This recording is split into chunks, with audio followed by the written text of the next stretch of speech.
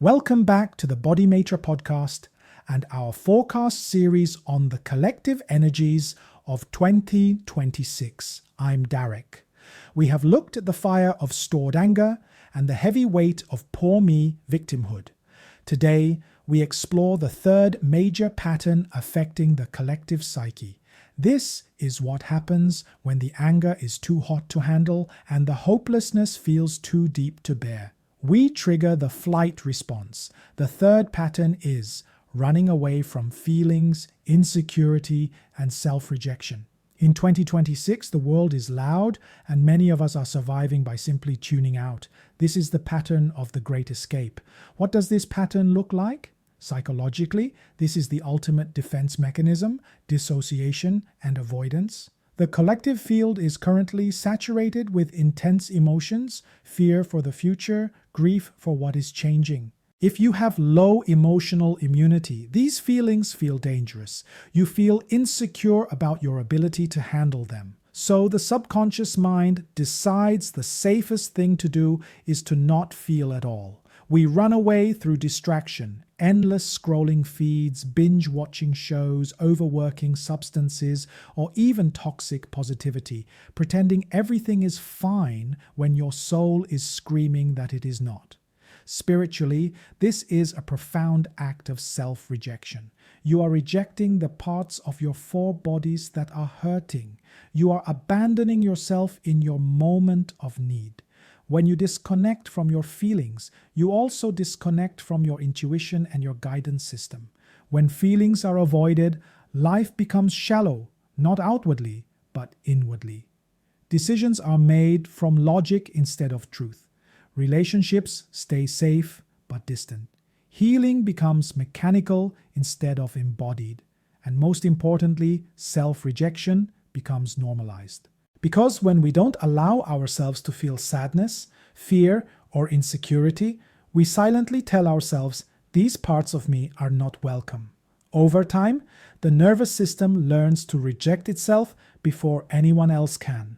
This is why emotional avoidance eventually leads to chronic emptiness, lack of joy even when life improves, difficulty receiving love or support, a sense of being not fully here. How does this running affect our lives? When you run from your feelings, you live a shallow existence. You cannot selectively numb emotions. If you numb the pain, you also numb the joy. Let's look at an example. Imagine Chloe. The news about the economy and global instability makes Chloe feel a deep pit of anxiety in her stomach. Instead of sitting with that anxiety, acknowledging it or processing it, Chloe immediately picks up her phone. She scrolls through short videos for 3 hours straight. She tells herself she is just decompressing. But energetically, she is fleeing the scene of her own emotions. The result? The anxiety doesn't leave. It just gets buried deeper in her emotional body, humming in the background, causing chronic low-level stress and making her feel insecure because she knows she isn't facing reality. The antidote to running is presence. It feels scary, but it is the only way to heal. In 2026, humanity is being asked to relearn something very basic. Feelings are not problems. They are signals. You don't need to drown in them. You don't need to analyze them endlessly. You only need to allow them to move. Healing does not come from fixing yourself. It comes from accepting yourself while you feel. Now let's move into a short guided meditation. Gently close your eyes if that feels safe. Take a slow breath in and let it out softly.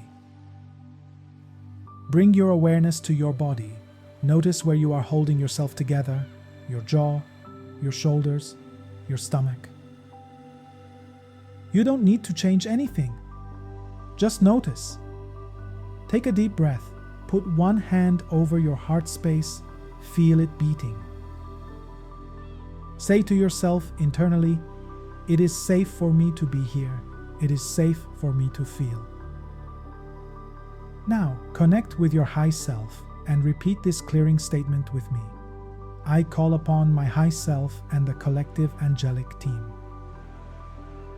I ask to identify and clear the collective pattern of escapism and emotional avoidance from my field.